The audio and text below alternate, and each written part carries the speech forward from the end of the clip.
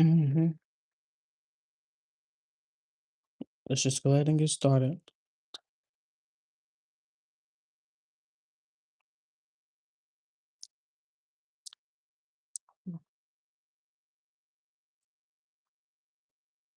I said I was gonna devote Thursdays to book club. And so we're back. I was eating snacks, logging in slow. But let me not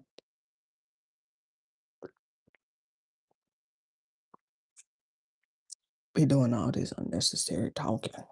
Let me do a dive in.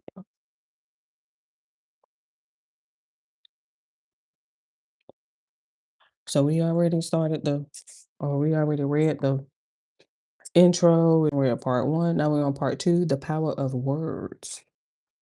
Your words become your reality. Let me face my light here. Hold on real quick.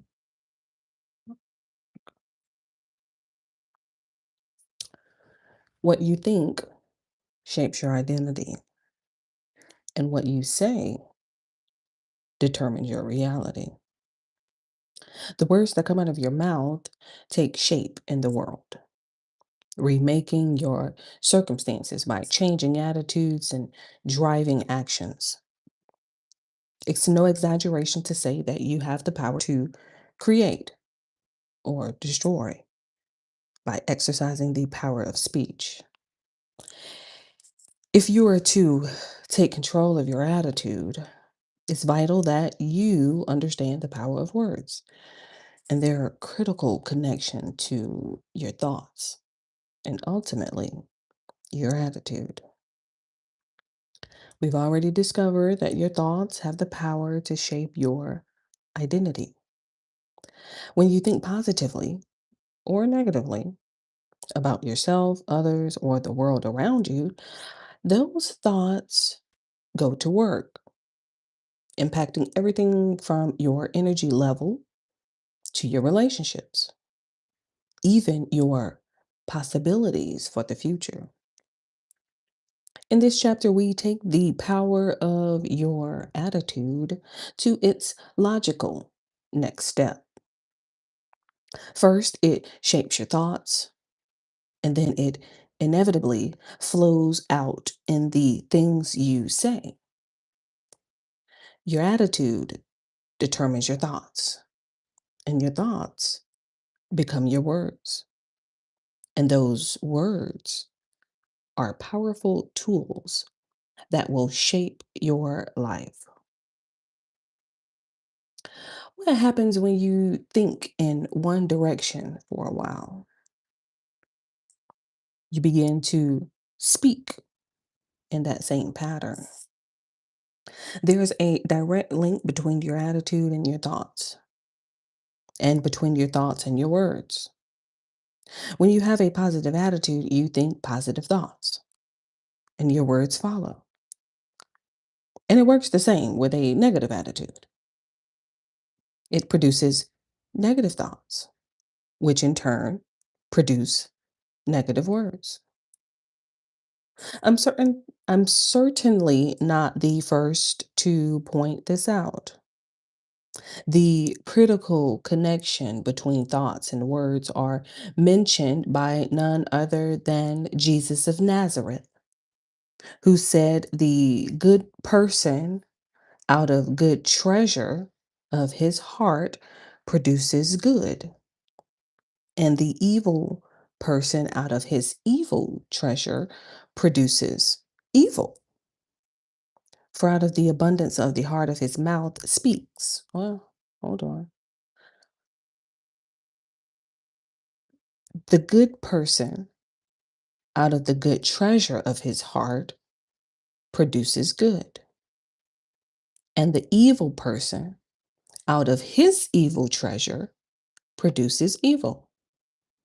For out of the abundance of the heart, his mouth speaks.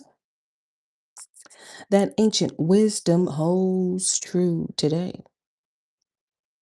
Your attitude shapes your thoughts, and your thoughts inevitably flow forth in words. And here's the important thing to remember: your words become your reality. If your thoughts have great power, I don't think so. And they do, your words have more. Think of it this way: your thoughts are like an atomic bomb. We all know the power that comes from nuclear fission, breaking apart atoms of uranium or plutonium so that tremendous energy is released. Your thoughts are like that.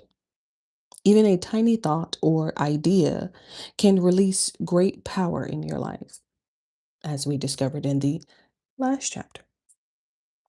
And if your thoughts have power, your words have even more because they're fueled by your thoughts.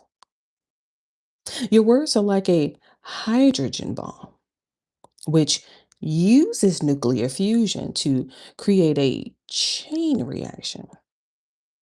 You need an A bomb to set off an H bomb. And the power released is about 500 times more than an atomic bomb alone. So it is with your words. They have even more power to shape your life than your thoughts do. So here's what the chain reaction looks like in your life: your attitude produces your thoughts, and your thoughts produce your words, and your words create your reality. The good news is that this power can be used positively. But first, you have to recognize the negative speech that flows from a negative outlook. Ah,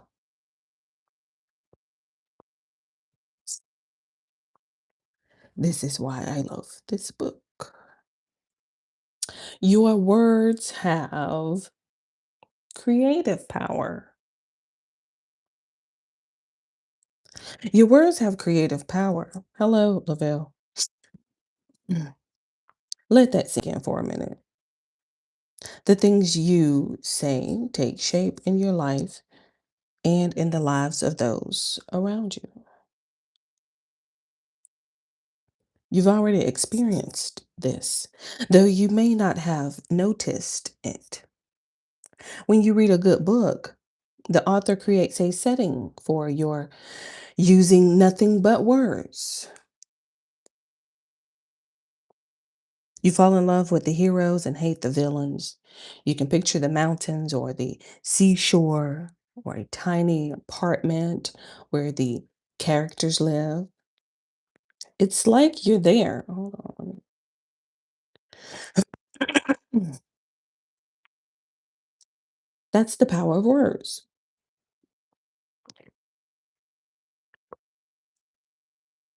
Ernest Hemingway noted this creative power. All good books are alike in that they are truer than if they had really happened. And after you are finished reading one, you will feel that all that happened to you. And afterwards, it all belongs to you: the good and the bad, the ecstasy, the remorse and sorrow, the people and the places, and how the weather was. You and your friends do this too, though you may not be writers. When you describe the excitement of winning an important game, your friends feel that same joy. When you share your heartache over losing a loved one, your friends literally cry along with you. Your words create something in them: the beauty of a sunset, the thrill of an adventure, joy, pride, self confidence, determination. You create all that using words. Sadly, this creative power can also be used destructively. Words can create joy and beauty, or they can destroy it. Spoken words shape reality for us and for those around us. For over 20 years, psychologists Clifford Notorious and Howard Markman have studied the power of words to shape relationships. Incredibly, this team of researchers can predict with 93% accuracy whether a newly married couple will eventually divorce. How do they do it? By examining their words. From videotaped interviews with the couple attempting to solve a problem, Notarius and Markham examined their words to gain clues to their thinking. Do you see it? There again is the relationship between our thoughts and our words. The pair of researchers claim they can predict when a couple feels hopeless about the relationship based on their words. They conclude that a happy marriage has less to do with how ideally matched the couple is and much more to do with how they communicate with each other. The psychologists report that it takes hours of positive communication to undo the effect of one negative remark. Quote, one zinger can erase 20 acts of kindness, the way one candy bar can wipe out 20 minutes of exercise. I do love me a good Kit Kat, good Milky Way. Mm. Your words have the power to create or to destroy. Think about the effect your words may be having on you or your relationships right now in ways you haven't even noticed. For example, when you're complaining, what's the effect on your attitude, on your workmates, on your children? What has been the effect of praise in your life? How have you responded when others complimented or affirmed you? How did it shape your attitude, your thoughts, your actions? How often do you exercise your word power? Do you tend to use that power positively, giving hope, encouragement, and affirmation to others? Or do you tend to use your power negatively, offering complaints, criticism, or insults? Your words have creative power. Use them for good.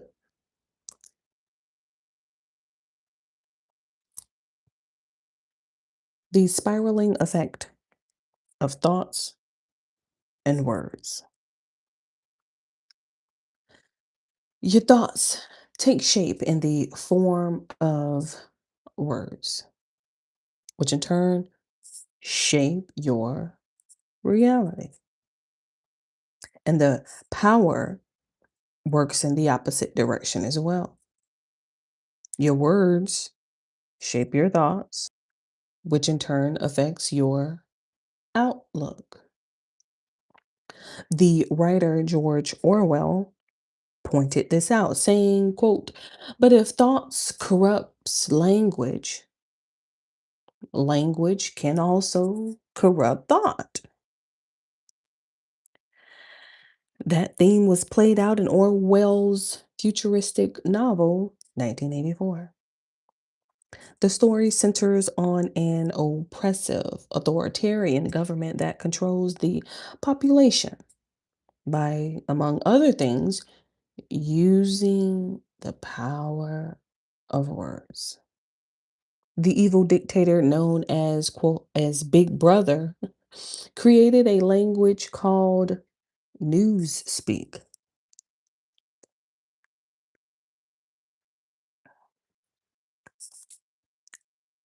with which he controlled people's thinking by eliminating dangerous words and creating others such as crime think, which was any thought contrary to the government's official version of reality.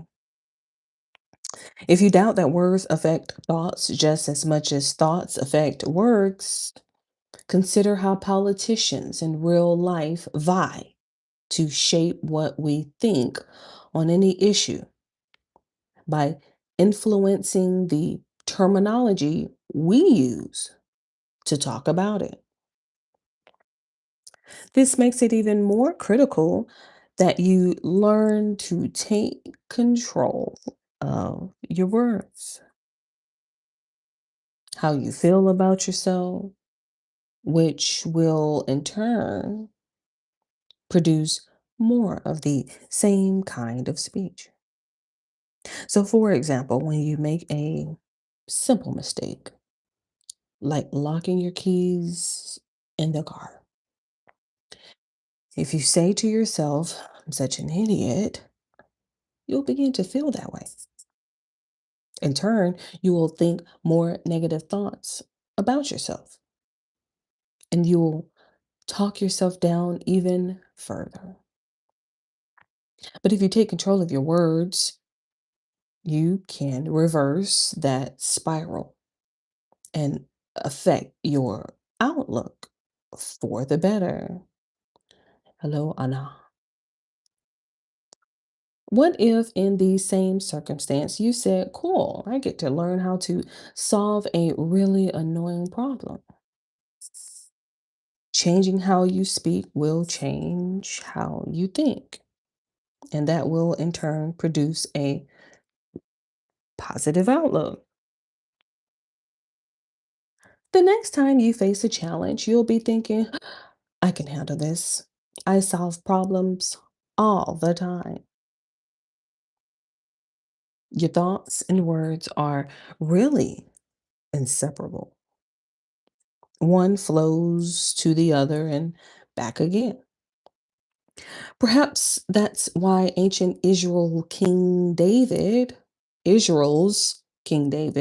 said, quote, "Let the words of my mouth and the meditation of my heart be acceptable in your sight, O Lord." He knew that words and thoughts go together like chocolate and peanut butter. One feeds into the others, forming a spiral. And you can keep that spiral going in the right direction. Mhm.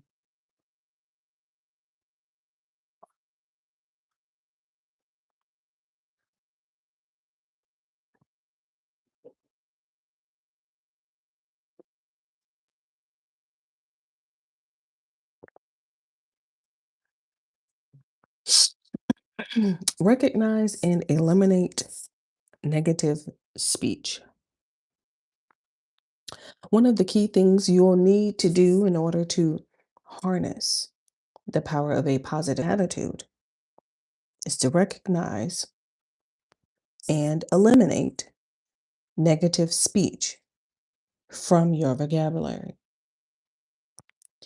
Sometimes it's difficult to see patterns of negative speech in ourselves because they've become so second nature. You may slip into them without thinking about it.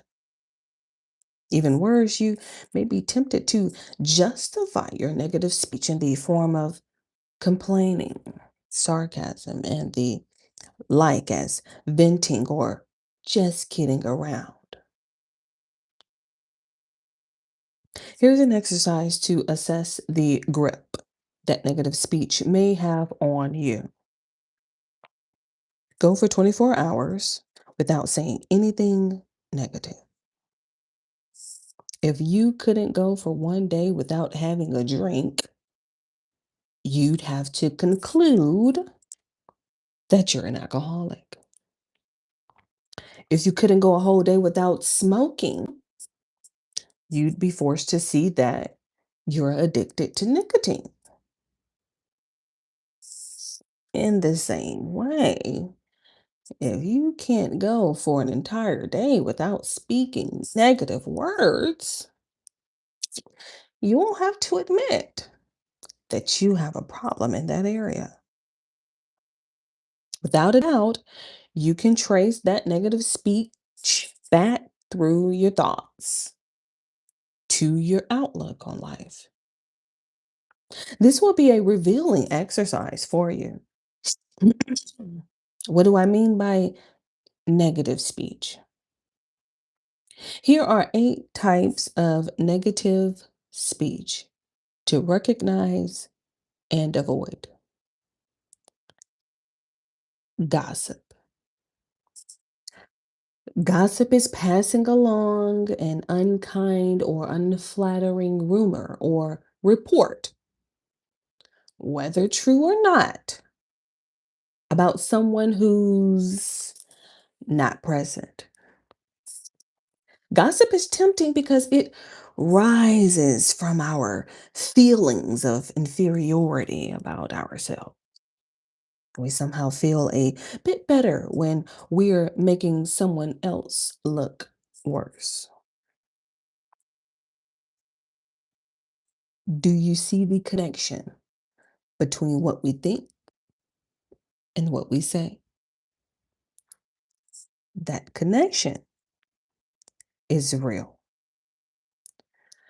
Gossip is easy to resort to, but it almost always backfires.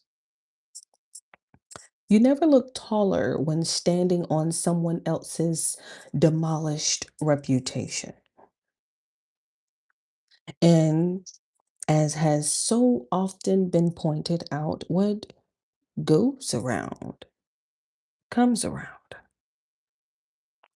Have you heard the one about 3 friends on a fishing trip? The fish weren't biting, so one of the guys had the bright idea of sharing their biggest shortcoming with each other. They all agreed, so the first fellow admitted he had a tendency to drink a bit too much. The second confessed that he was guilty of going to the casino once in a while and blowing his entire paycheck. They turned to the third friend and said, "So, what about you?" With a huge grin on his face, he said, "My biggest problem is gossiping." It always seems tempting to share negative information about others, but there's nothing fun or funny about it.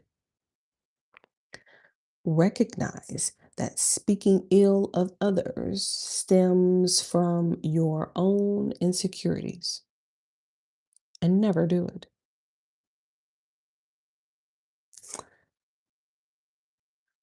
Complaining. Complaining is saying something negative about a circumstance rather than doing something constructive about it. It's tempting to justify complaining because we often find ourselves in difficult or annoying circumstances beyond our control. Somehow it feels good to let off steam by griping about what's wrong. Notice again the link between what we think and what we say. Complaining stems from the belief,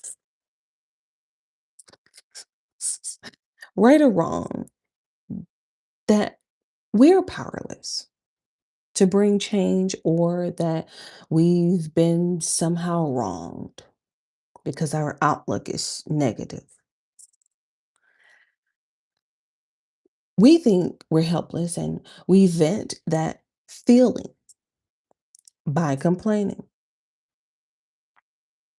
The result, of course, is that complaining only makes us feel worse. And it has a tremendously negative effect on those around us. Be alert for complaining and trace it back to your thoughts and outlook. You will be amazed at the connection. Don't complain. Even being silent is better than pouring negative words into a situation. God, I swear I just told Madeline that the other day. Naysaying. Naysaying is devaluing or rejecting a suggestion without evaluating it fairly. Often, naysaying is a power move. We do this in marriages, relationships, employment situations, and even the political arena as a way of taking power from the other person. Quote, that'll never work. No way. Never happen. Here we go again. Those are all forms of naysaying. The thought connection is this: when we fear losing something in a relationship, we rob power from the other party by naysaying. We may fear losing authority at work, losing money, or losing stability or security because of changes in the status quo. Because we have a negative outlook, we fear change, and therefore we short circuit it through negative speech. As with all forms of negative speech, naysaying is self defeating. Nobody likes a naysayer, and naysaying often circumvents positive changes. Insults and sarcasm. Insults and sarcasm are saying negative things about another person, especially when spoken directly to them. We're tempted to do this because it feels empowering and can be a way of exercising power in a relationship. If you can put the other person down, you may win your point by making him or her look or feel foolish. Sarcasm is an especially tempting form of insult because it can be passed off as humor. How often have you heard someone make a cutting, sarcastic remark and then defend it by saying, relax, I was only kidding? The thought connection here is obvious.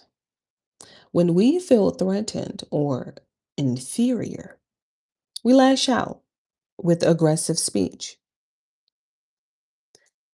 Insults and sarcasm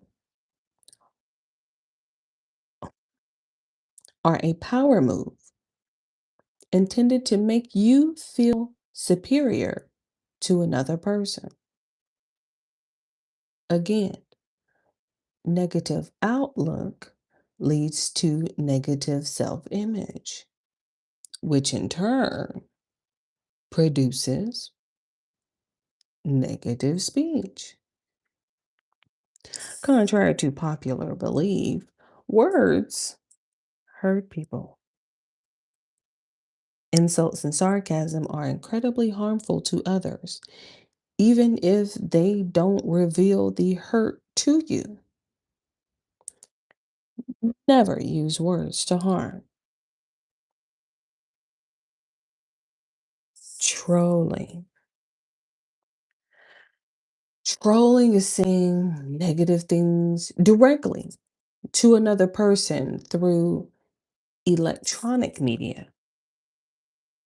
Trolling is more tempting than making a direct insult because it's one step removed, not face to face.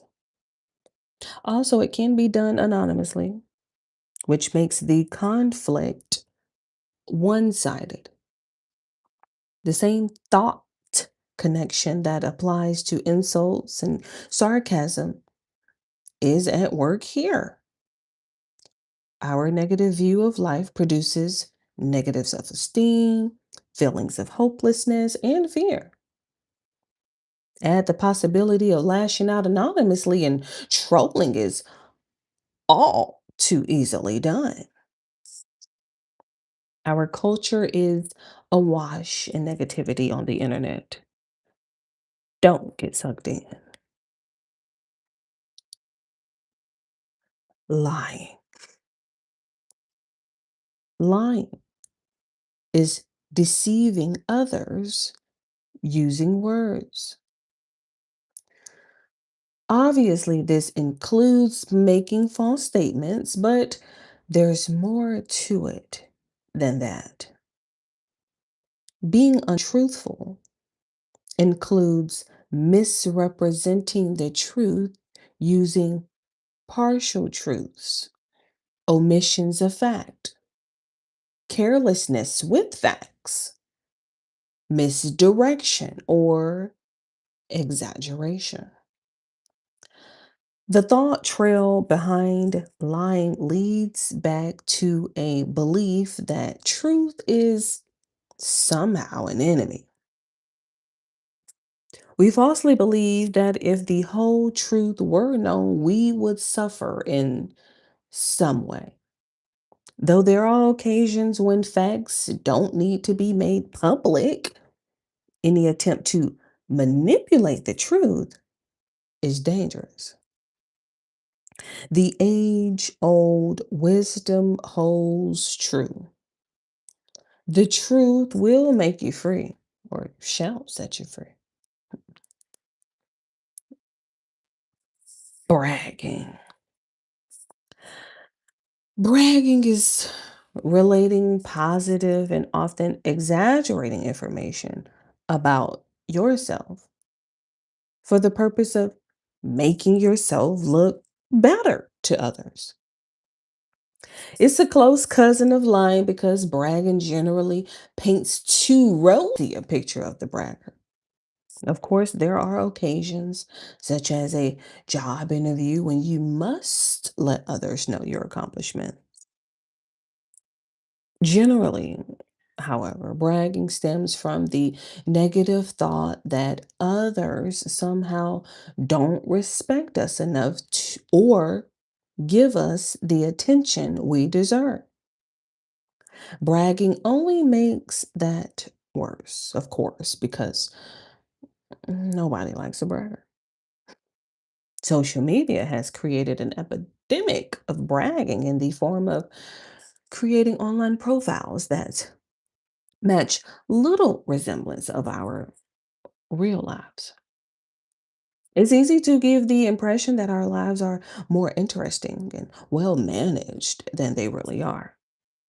The best way to combat bragging is with silence. Simply avoid, whenever possible, the words I and me. And you'll notice how often you're tempted to say them unnecessarily.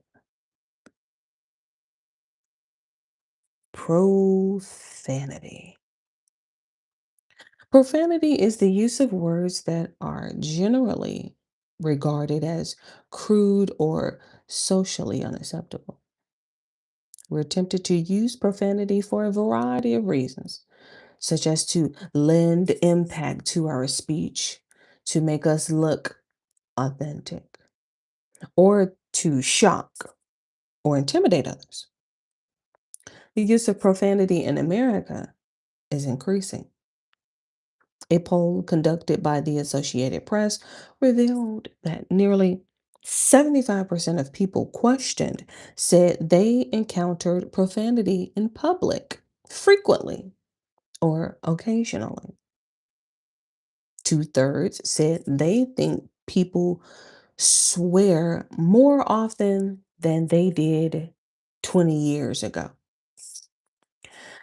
Increasingly, interestingly, that included the poll respondents themselves. The poll showed that 62% of people ages 18 to 34 acknowledged swearing in conversation at least a few times a week. Interestingly, the poll showed that many people who regularly swear believe it's wrong for them to do. Despite being more socially acceptable these days, the use of profanity is negative speech that results from negative thinking. It stems from one of a number of false ideas that words don't have any value or that we should have the freedom to speak as we choose, or that it shows us to be authentic. Swearing is disrespectful to others and a lazy way to speak. It nearly always creates negative feelings, putting distance between you and the hearer. Recognize profanity as negative speech and eliminate it from your vocabulary.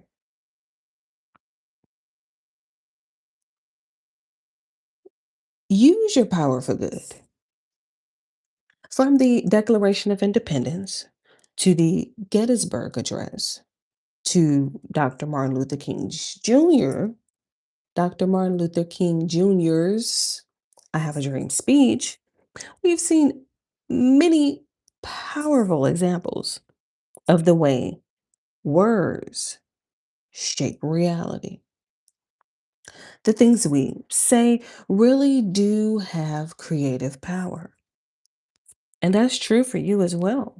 It isn't only great leaders who can use words to shape the future. You can too.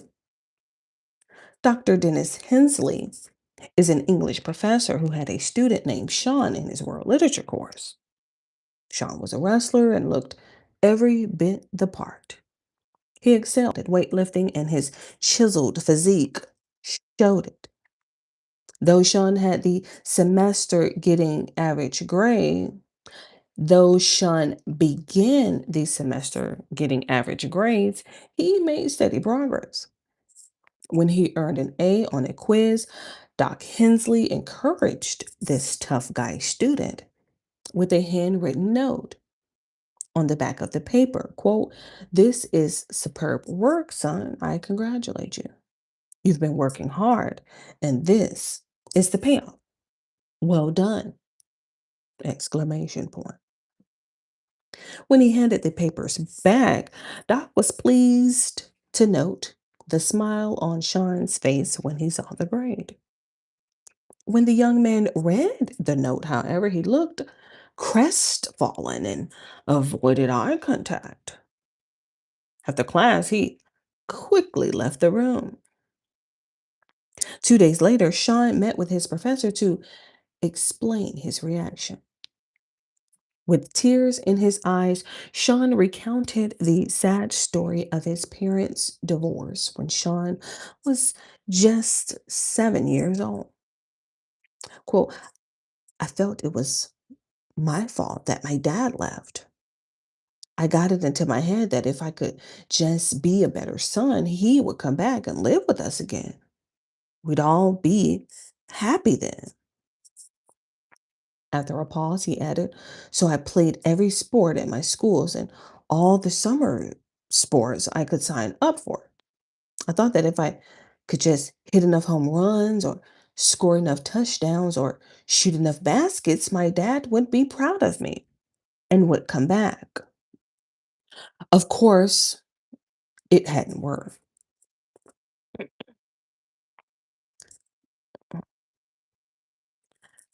I always felt that I'd failed, Sean continued. I haven't heard from my dad for the past 2 years, and I probably never will. I thought I had gotten past caring until you praised me and you called me son. I realized at that moment that all my life I've wanted to hear a man I looked up to telling me he was proud of me and calling me son. You have no you have no idea what this note on this paper means to me. I plan to keep this for the rest of my life. Sean graduated with a degree in elementary education and went on to become a teacher in an inner city school. More than a teacher, he became a father figure for many of his students. He called each one son or daughter, passing on the gift that his English professor had given him.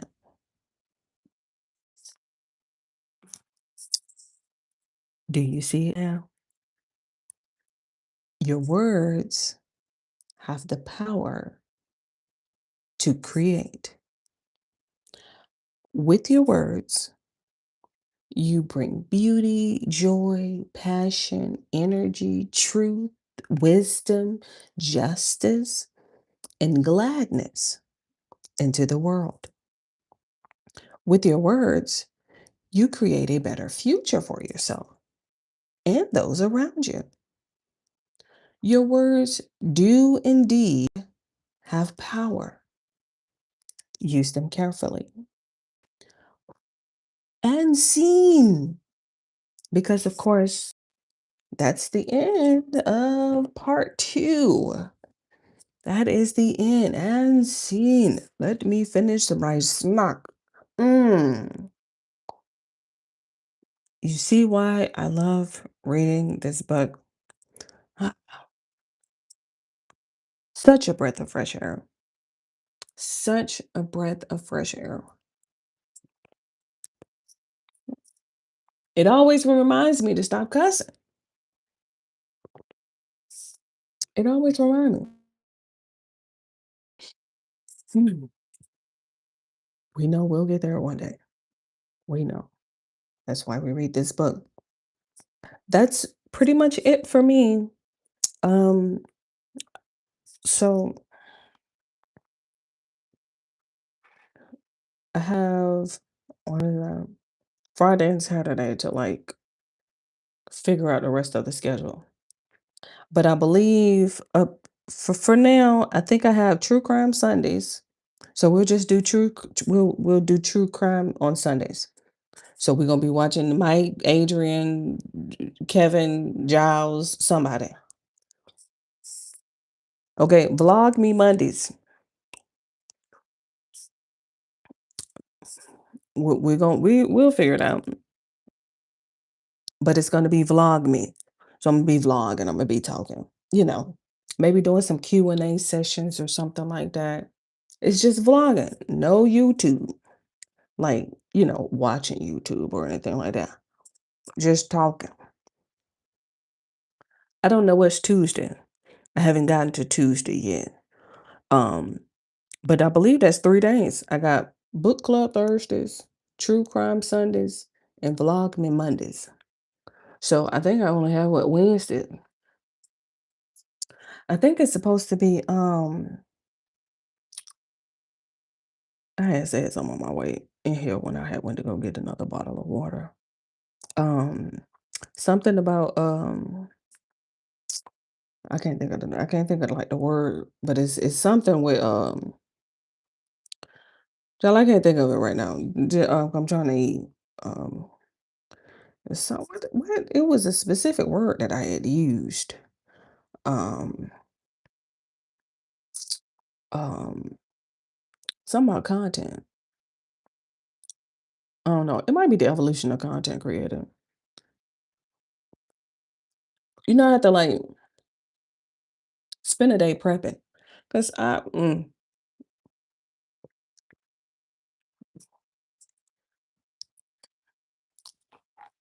we just gonna get it together. So if I have to, utilize a live stream,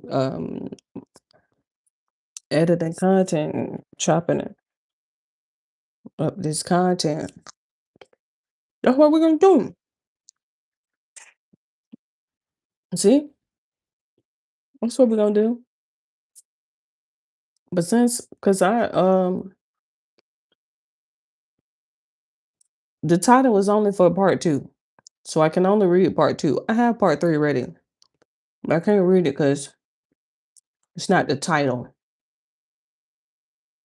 But we'll read it next week. Um, Let me pull it up here. The power of actions. So we get your words together. You got a whole week to you know get your dialect together and that's only if you've been having like issues with negative thinking. I told you um what was that complaining. I had just had that speech with Madeline. What was that? Monday, Tuesday? No, Monday was Memorial Day. I think it was either Tuesday or Wednesday. I was outside and I was installing that fence around the front bushes and stuff like that. I had bought one of those little um, garden fences from Family Dollar. They'll try to let you go broke with these little fences because they sell them by the panel. Just give me the set. Just $40, $50. Just give me the set. Give me a set of 20.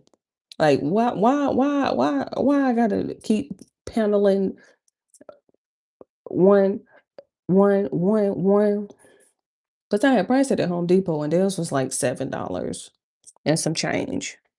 For like the one that I wanted, just a little small garden fence to go around the front. Hers was like 7 and some change, $8. We just say round it up to like $8. And so I'm like, I had found them at Family Dollar for $1.25. You do get Family Dollar quality. I will say that. The only what's the word? Positive. It had been raining for like the last 4, 5 days, so the ground was very bushy, mushy. So it was like easy to I wouldn't say that easy, but it was easy enough to put them in there. Um, like easy enough, so to speak. But they were so flimsy. You had to be careful. And then the problem was they have these little grooves inside. Oh, this is thinking back. Because I'm gonna get to the negative part, but I'm thinking back to like just how difficult it was for these because they're plastic, they're not made of like that much durable, no metal or anything like that. And so they have these little locks that you can lock them into place, but you have to kind of you have to like I don't know how to. I have some chips here. Let me see if I can explain it. So you see, you can't just slide them in, right? Like you actually have to kind of close them a little bit, and then try to slide them in, and then open them. But the problem is you can't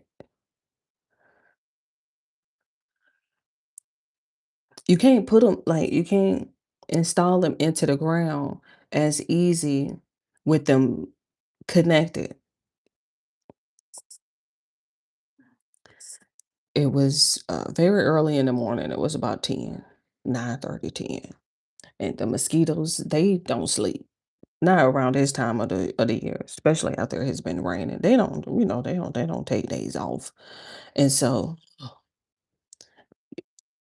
Madeline is not a mosquito fan. Like, I'ma just put that out there. She's just, and I totally understand. I sympathize with her. My thing is nobody told Madeline to come outside.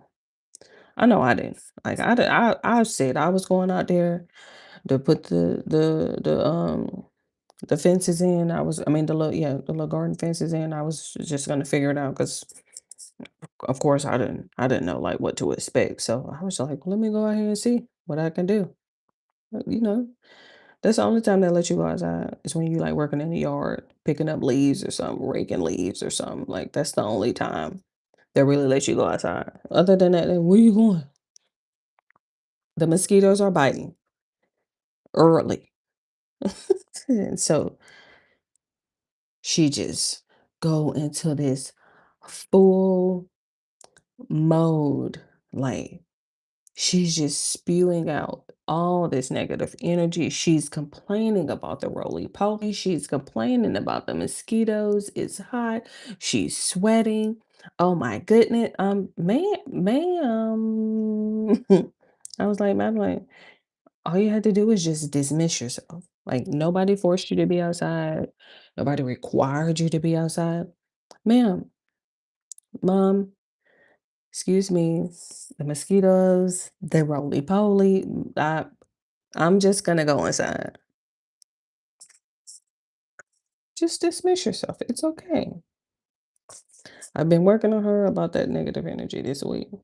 Um, she had two infractions of negative energy, and then Madison had an infraction yesterday as well with negative energy. So, but in the meantime, in between time, I'm gonna go ahead and get on up out of here, because we'll get started on part three next week for Thursday, book club Thursday. The power of actions. Your actions determine your character. But in the meantime, in between time. Okay, love you. Bye.